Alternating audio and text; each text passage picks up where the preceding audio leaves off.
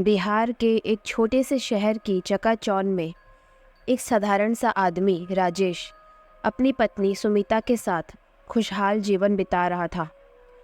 वो एक साधारण नौकरी करता था और उसकी ज़िंदगी में पहले सब कुछ ठीक चल रहा था। लेकिन उसकी ज़िंदगी में हलचल पैदा हो गई जब कोविड के टाइम में उसकी नौकरी चली गई। वो लोग किराए के घर में रहते थे जिसका रेंट भरना भी उनके लिए मुश्किल हो गया था। कोविड में नौकरी की तलाश में वो कहीं जा नहीं पा रहा था और फिर उनकी माली हालत खराब होती जा रही थी। उसके ऊपर पत्नी की जिम्मेदारी थी और ऊपर से सुमीता कई बार उसे निकम्मा होने का ताना कसती थी, जिससे राजेश मेंटली डिस्टर्ब रहने लगा था। एक दिन की बात है जब वो शाम के समय मास्क लगाकर घर से निकला था। उसने देखा कि उसके अलावा 2-4 लोग ही बाहर घूम रहे थे क्योंकि लॉकडाउन का समय था। अब हुआ यूँ कि पुलिस भी उस समय चेकिंग पर थी कि कोई घर से बाहर ना निकले। तो अचानक पुलिस की गाड़ी की आवाज़ सुनकर वो एक पुरानी गली में घुस गया, जहाँ पर एक पुरानी किताबों की दुकान के सामने एक खंभे पर उसे एक पर्चा चिपका हुआ मिला। असल में उस पर्चे में एक अघोरी के बारे में छपा हुआ था जिसे लोग बहुत मानते थे। उसमें लिखा था कि अगर ज़िंदगी में कोई समस्या है तो उस अघोरी के पास जाकर अपनी समस्या का समाधान पाया जा सकता है। उसमें अघोरी का पता भी लिखा था और वो ज़्यादा दूर भी नहीं था, इसलिए पुलिस से बचते हुए राजेश उस अघोरी के ठिकाने पर पहुंच गया, जो कुछ और नहीं बल्कि शमशान घाट था। शमशान में जाने के बाद राजेश ने देखा कि शमशान घाट की भूमि में कई लोगों की हड्डियां ऐसे ही बिखरी पड़ी थी। 2-3 चिताएं जल रही थी और 1-2 अघोरी उन चिताओं में जली लाश को उकेर उकेर कर निकाल रहे थे ताकि उसे खा सके। राजेश डरते हुए उनके पास गया और बोला, बाबा तंत्रज्ञ कहाँ मिलेंगे? वो अघोरी राजेश को देखने लगे और जब उन्होंने राजेश को देखा तो डर के मारे राजेश के रोंगटे खड़े हो गए। अघोरी ने कहा, वो बैठे हैं पेड़ के नीचे, दिखाई नहीं दे रहे? राजेश ने देखा कि एक अघोरी पेड़ के नीचे बैठे हुए साधना कर रहा था, जिसके पास जाकर राजेश ने फौरन कहा, बाबा मेरी मदद करो, मैं बहुत परेशान हूँ। उसकी आवाज़ सुनकर अघोरी तंत्रज्ञ ने आंखें खोली और उसे सर से लेकर पांव तक देखने लगे। अघोरी ने उससे पूछा कि क्या चाहिए, तो राजेश ने उसे अपनी हालत बताई और कहा कि वो कोई उपाय बताए जिससे उसकी आर्थिक स्थिति सुधर जाए और वो खुशहाल जिंदगी बिता सके।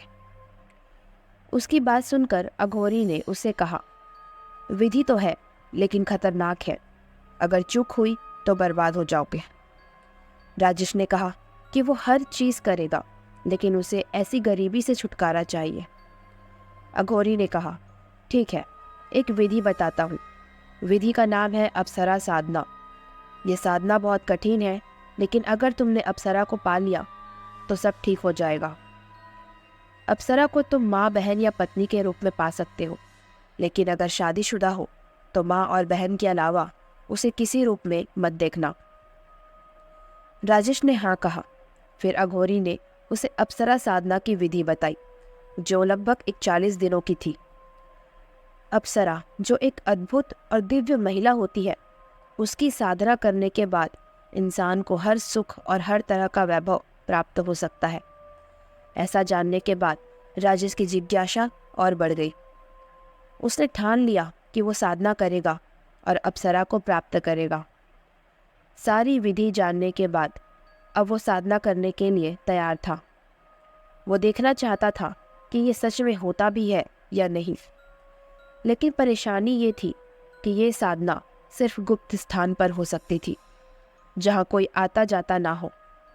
तो उसे समझ नहीं आया कि वो ये साधना कहाँ करे। अब एक जगह उसे समझ में आ रही थी, जो शहर के बाहर एक पुराना जंगल था।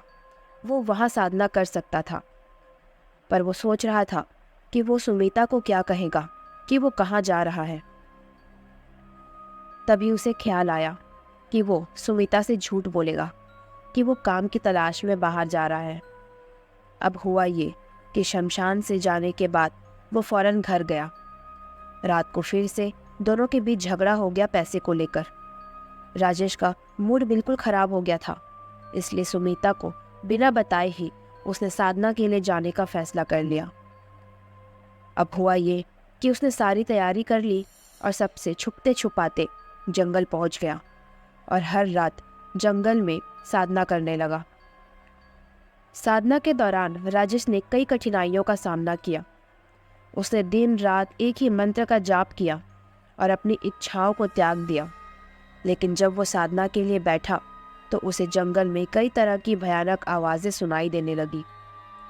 एक रात जब वो आग के आगे बैठकर जंगल में मंत्र जाप कर रहा था तो अचानक उसे अपने चारों तरफ कदमों की आवाज़ सुनाई देने लगी। वो आवाज़ जैसे जैसे आ रही थी वैसे वैसे पायल की झंकार भी सुनाई दे रही थी। आसपास कोई था लेकिन दिखाई नहीं दे रहा था। मंत्र जाप करते हुए राजेश ने चारों तरफ नज़र घुमाई पर उसे कोई नहीं दिखा। अब उसी समय उसके कंधे पर किसी ने हाथ रखा और राजेश ने देखा कि अचानक उसके कंधे में लाल चंदन का लेप अपने आप लगता जा रहा था, मानो एक अदृश्य ताकत उसके कंधे में वो लेप मल रही हो। फिर उसे दूसरे कंधे में छुअन महसूस हुई और उसने देखा कि दूसरे कंधे में सफ़ेद चंदन का लेप लगता जा रहा था। फिर उसे पीठ पर किसी के कोमल हाथों का एहसास हुआ जो बहुत ही कोमल तरीके से उसके पीठ को छू रहे थे, जिसे राजेश को बड़ा अजीब सा महसूस हो रहा था। तभी उसके कानों में एक आवाज़ गूंजी, तुमने मुझे पाने के लिए कठिन साधना का मार्ग चुन लिया है। अब तुम यहाँ से पीछे नहीं हट सकते, तुम्हें मुझे पाना होगा। जब वो आवाज़ गूंजी तो उसके तुरंत बाद राजेश की पीठ को किसी ने बहुत बुरी तरह से खरोच लिया और लंबे नाखूनों के गड़ाव से उसके पीठ से खून निकलने लगा। राजेश मंत्र जाप नहीं छोड़ सकता था, इसलिए उसने उस दर्द को सहते हुए मंत्र जाप जारी रखा। उसकी सांसें तेज हो गई थी। फिर उसे लगा जैसे कि किसी ने उसके कानों के निचले वाले हिस्से को दांतों में दबा रखा हो और फिर लगा कि कोई उसके गले को चूम रहा हो। वो स्पर्श बहुत ही मुलायम था, जिससे राजेश उत्तेजित हो रहा था, पर मंत्र को जारी रखते हुए वो साधना में डटा रहा। अब हुआ ये कि धीरे धीरे उसकी उत्तेजना बढ़ती जा रही थी, क्योंकि उसे हर जगह कोई हाथ लगा रहा था। लेकिन इन सब के बाद भी अपनी काम वासना को काबू में रखते हुए वो हर रात कठिन साधना करता रहा। और फिर एक रात चांद की रोशनी में अप्सरा उर्वशी उसके सामने आई। उसकी सुंदरता ने राजेश को मंत्रमुग्ध कर दिया। उर्वशी ने पारदर्शी वस्त्र पहने हुए थे, जिससे उसका कोमल शरीर दिख रहा था। उसके शरीर की ऊंची नीची लहरों में वो खोता जा रहा था। उसकी सुंदरता के वश में वो तंत्रज्ञ की चेतावनी को भी भूल गया और उसने उसे पत्नी के रूप में प्राप्त करने की इच्छा जताई। उर्वशी उसके मन के हाल को समझकर मुस्कुरा रही थी। तभी उसने कहा, तुमने मुझे पाने के लिए कठिन साधना की है, मैं तुम्हारी हूँ, लेकिन एक शर्त है। राजेश ने पूछा, कैसी शर्त? तो उर्वशी ने राजेश को चेतावनी दी, तुम्हें हर महिला से दूर रहना होगा, यहाँ तक कि तुम्हारी पत्नी सुमिता से भी। राजेश ने उसकी बात फौरन मान ली। उसकी दीवानगी में उसे उस पर विश्वास करने पर मजबूर कर दिया। ऊपर से वो सुमिता के साथ रहना भी नहीं चाहता था, रोज रोज की लड़ाई झगड़ों के कारण। तो राजेश ने सुमिता को तलाक देने का निर्णय ले लिया। उर्वशी को पत्नी के रूप में पाने के बाद अब वो घर गया। वो साधना के लिए 41 दिनों से घर से दूर था और जब वो वापस घर गया तो उसे जिंदगी का सबसे बड़ा झटका लगा, और वो ये कि सुमिता किसी बड़े आदमी के साथ शादी करके भाग चुकी थी। ये बात उसे आसपास के पड़ोसियों ने बताई। राजेश खुश था कि अब उसे किसी के सामने दूसरी शादी करने के लिए और पत्नी को धोखा देने के लिए शर्मिंदा नहीं होना पड़ेगा। उसी रात को राजेश उर्वशी के साथ कमरे में गया, जहां जाते ही उर्वशी उसके सामने वस्त्र उतारने लगी और उसके शरीर को देखकर राजेश से रहा नहीं गया, जिसके बाद वो उर्वशी के साथ भोग विलास में लीन हो गया। हर रात बल्कि दिन में भी कई बार दोनों हम बिस्तर होने लगे। उर्वशी के आते ही राजेश को हर सुख और ऐश्वर्य मिलने लगा। हर रात उर्वशी उसके साथ सोने के बाद सुबह उसे सोने के सिक्के देने लगी, जिससे कुछ ही समय में उसकी हालत सुधर गई और कोविड के समय में भी वो शानो शौकत से रहने लगा। दिन भर घर में होने के कारण वो हर समय उर्वशी के पास रहता था और उसे स्पर्श करने लगता था, जिसका परिणाम होता था कि दोनों हम बिस्तर हो जाते थे। लेकिन जैसे जैसे समय बीता और बाहर के हालात ठीक हुए, वैसे वैसे राजेश ज़्यादातर घर के बाहर रहने लगा, अपने कुछ दोस्तों के साथ। उसे नौकरी करने की चिंता नहीं थी, क्योंकि उसके पास उर्वशी थी, पर उर्वशी हर समय उसके साथ रहना चाहती थी। रात को जब वो राजेश घर लौटता तो उर्वशी अपने आप को संतुष्ट करने में लग जाती थी। ऐसे ही दिन बीतते गए और पूरा 1 साल कब बीत गया पता ही नहीं चला। अब तक राजेश बहुत बड़ा आदमी बन चुका था, लेकिन धीरे धीरे राजेश इस जिंदगी से बोर होने लगा था और साथ ही उसे उर्वशी का बर्ताव भी अजीब लगने लगा, क्योंकि हम बिस्तर होने से मना करने पर वो कभी कभी गुस्से में आ जाती थी। वो अपनी जिंदगी से बोर होता गया और उर्वशी को नज़रअंदाज करना शुरू कर दिया।